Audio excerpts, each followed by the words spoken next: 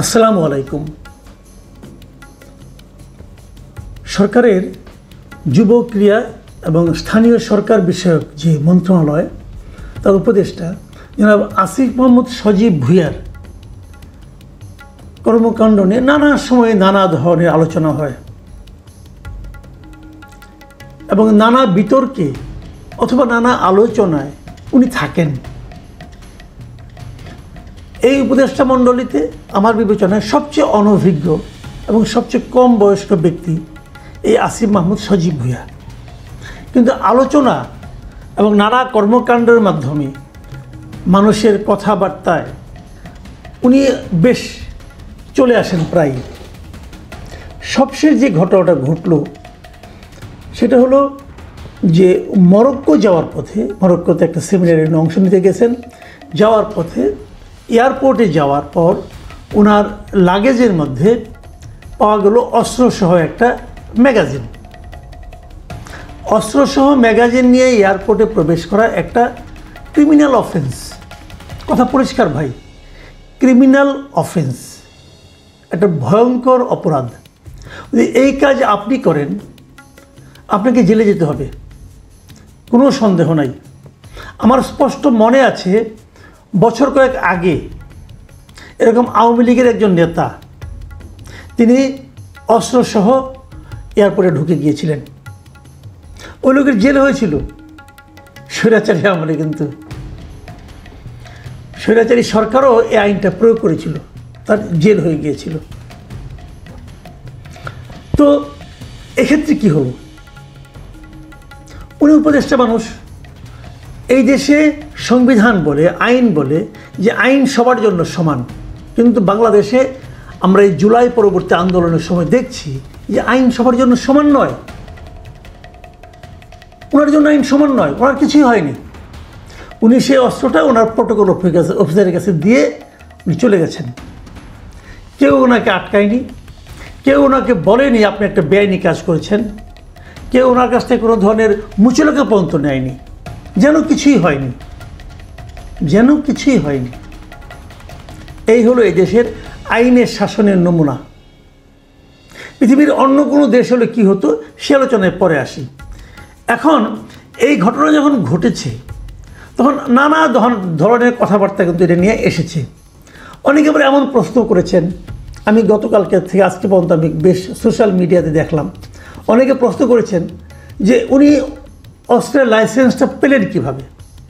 মানে বাংলাদেশে বেসরকারি যে কোনো পাবলিক একটা অস্ত্র কিন্তু লাইসেন্স আকারে নিতে পারে, তার জন্য কিছু নিয়ম আছে। নিয়মগুলো হলো, আমি আপনাদের একটু সংক্ষেপে নিয়মটা বলি। বাংলাদেশে একটা অস্ত্র আইন আছে 1878 সালের আইন, সেটা আবার পরে আধুনিকায়ন হয়েছে 2016 সালে আইনটা আবার নতুন করে হয়েছে, অনেক কিছু ধারা উপধারা যুক্ত হয়েছে।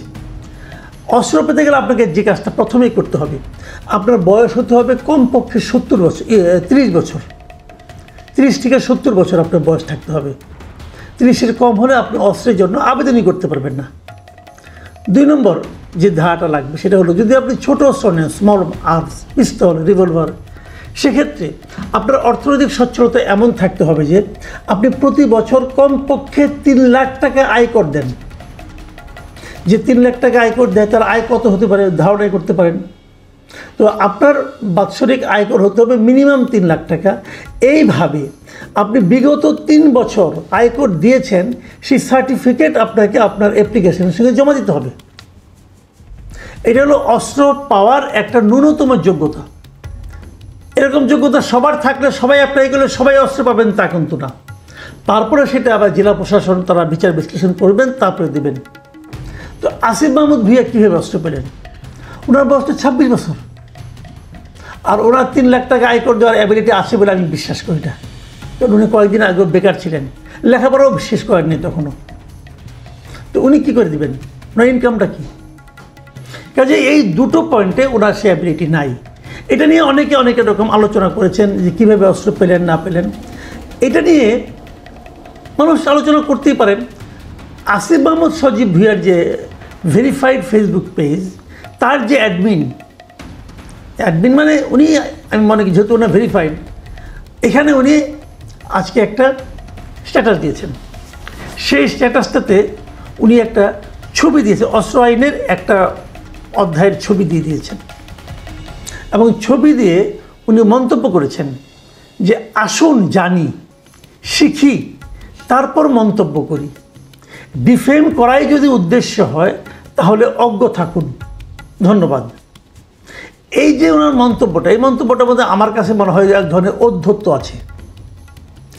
মানুষকে আক্রমণ করার এক ধরনের মানসিকতা এখানে কাজ করেছে।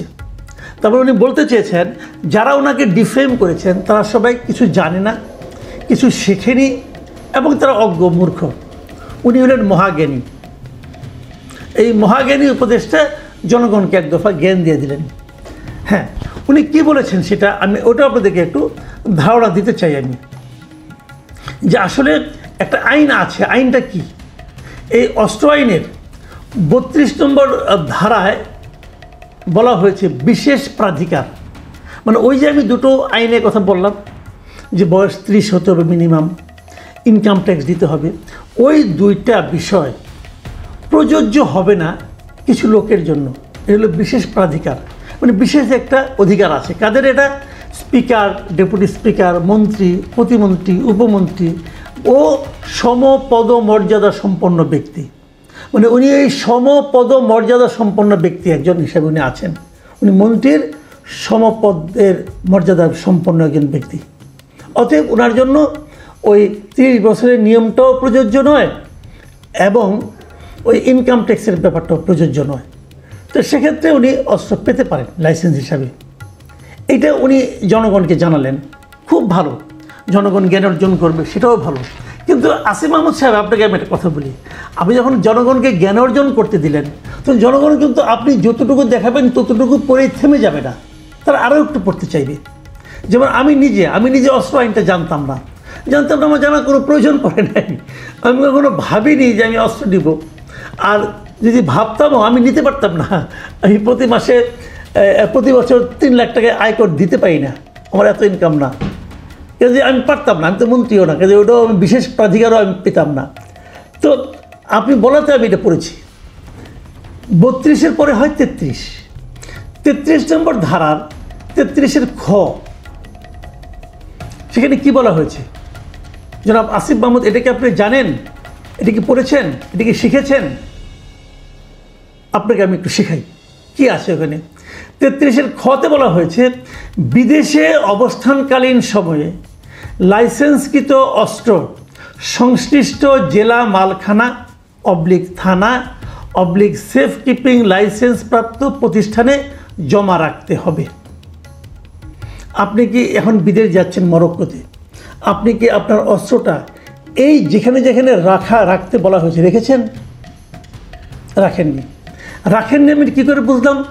দেখুন, আপনি যে বলেছেন, আপনার যে নিউজটা ছাপা হয়েছে সেখানে আপনি স্পষ্ট বলেছেন যে প্যাকিং করার সময় অস্ত্রসহ একটি ম্যাগাজিন বাসায় রেখে এলেও ভুলবশত আরেকটি ম্যাগাজিন ব্যাগে থেকে যায়।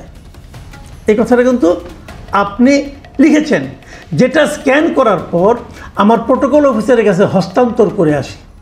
বিষয়টি আনইনটেনশনাল, এই আপনি লিখেছেন, কিন্তু আপনি নিজের ফেসবুক পেজে আপনি ব্যাখ্যাটা দিয়েছেন। প্রশ্নটা হলো, আপনি অস্ত্রটা বাসায় রেখে এসেছেন কেন? আপনি তো বাসায় অস্ত্র রেখে আসতে পারেন না। 33-এর খবর যে আপনি পারেন না। আপনি অস্ত্র নিয়েছেন, অস্ত্র সংক্রান্ত আইন জানবেন না? আপনি তো অস্ত্র রাখার যোগ্যতাই নেই আপনার। আপনি তো ওটা অন্যায় করেছেন, ক্রিমিনাল অফেন্স। এটা একটা ক্রিমিনাল অফেন্স আপনি করেছেন। কেন রেখে আসছেন বাসায়? অস্ত্র এমন একটা জিনিস, আপনি অস্ত্রের কোনো একটা পার্ট কারো হাতে হস্তান্তর করতে পারবেন না। এটা আপনার ব্যক্তিগত, আপনার বাবাকে দিতে পারবেন না, আপনার মাকেও দিতে পারবেন না। এটা কি আপনি জানেন? আপনি তো জ্ঞান অর্জন করার জন্য জনগণকে মাঠে নামাই দিলেন। জনগণ কিন্তু মাঠে নেমে গেছে। আমার মতো লোক যখন নামছে, অনেক লোকে নামছে। তো জ্ঞান অর্জন করতে পারলাম যে আপনি একটা ক্রিমিনাল অফেন্স করছেন। তারপর আপনি কী করছেন? আপনি যে ম্যাগাজিনটা আপনার কাছে ধরা পড়েছে সেটা আপনি আপনার প্রোটোকল অফিসারকে দিয়ে দিয়েছেন। আপনি ওই ম্যাগাজিনটা আপনার প্রোটোকল অফিসারের কাছেও দিতে পারেন না। আপনাকে জমা দিতে হবে আপনার নিকটবর্তী থানায়। আপনি প্রোটোকল অফিসার যে ওখান থেকে নিয়ে বেরিয়ে গেল, তাকে তো যে কোনো সময় অ্যারেস্ট করতে পারে পুলিশ। তুমি এটা পেলে কোথায়? কোনো আইন নেই। আপনি উপদেষ্টা না, কি আসে যায় রে ভাই? কি আসে যায় উপদেষ্টা? উপদেষ্টা হচ্ছে কী হয়েছে? আপনি বাই চান্সই উপদেষ্টা হন আর নির্বাচন করেই হন, যেভাবেই হন, বাংলাদেশের আইন অনুযায়ী আপনার এই উপদেষ্টা মূল্যের কোনো মূল্য নাই যদি আপনার হাতে একটা এরকম বেআইনি অস্ত্র থাকে। আর উপদেষ্টার অস্ত্র বলে যদি প্রোটোকল অফিসার নিয়ে যায়, তার তো জীবন রিস্ক। এখন ওটা ছিনতাই হয়ে যেতে পারত। আপনি কী করলেন বলেন? আইন মেনেছেন? আপনারা আইনকে কি মনে করেন? আইন কি আপনাদের পকেটে থাকে চীনাবাদাম? ইচ্ছা হলো খাইলাম, ইচ্ছা হলো ফটো এলাম, ইচ্ছা হলো কাউকে দিয়ে দিলাম। এটা শেখ হাসিনা করতো, তাকে আমরা স্বৈরাচারী বলতাম। আপনারা তো তার চেয়ে বড় স্বৈরাচারী হয়ে গেছেন। কোনো অভিজ্ঞতা নাই, কোনো যোগ্যতা নাই, উপদেষ্টা হয়ে বসে আছেন আর এগুলি করছেন। কয়েকটা কথা বলি, কতগুলি আইনগত দিক দিয়ে আলোচনা করলাম, যেহেতু আপনি পড়তে বলেছেন বলে পড়েছি ভাই। আরও কয়েকটা কথা বলি যেগুলি নৈতিক একটা বক্তব্য দিয়ে আপনার সঙ্গে আলাপ করতে চাই। সেটা হলো, একটা অস্ত্রের দাম কত? আমি যতটুকু জেনেছি, একটা আপনার বোধহয় খুব সম্ভবত স্মল আর্মস, যতটুকু আমরা বুঝতে পেরেছি, পিস্তল অথবা রিভলভার কিছু একটা হবে। অ্যাভারেজ দাম হলো 2 থেকে 2.5 লাখ টাকা। দামি, আরও দামি আছে। আপনি 2 থেকে 2.5 লাখ টাকা পেলেন কোথায়?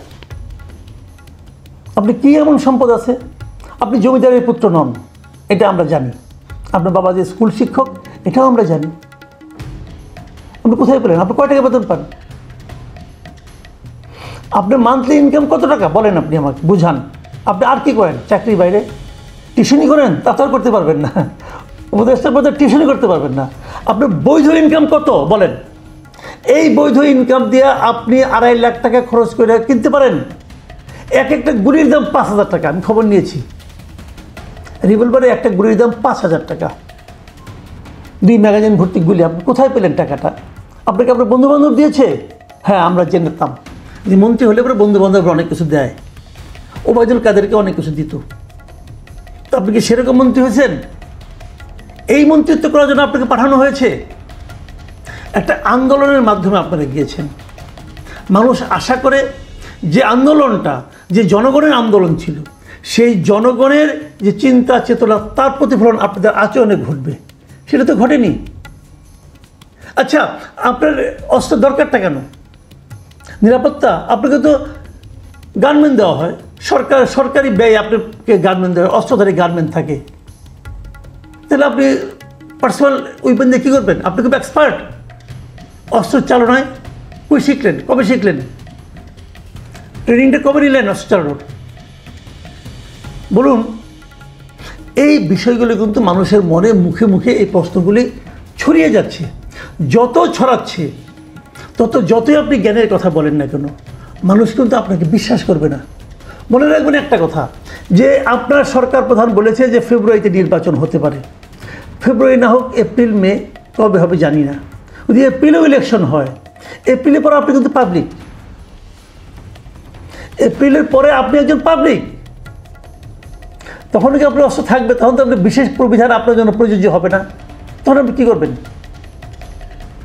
তখনও লোকে আপনাকে এড়ে ফেলাবে। এইগুলি মাথায় রাখতে হয়, দীর্ঘমেয়াদী চিন্তা করতে হয়, মানুষের সেন্টিমেন্টের কথা ভাবতে হয়। আপনারা ধরাকে সরাজ্ঞান করছেন।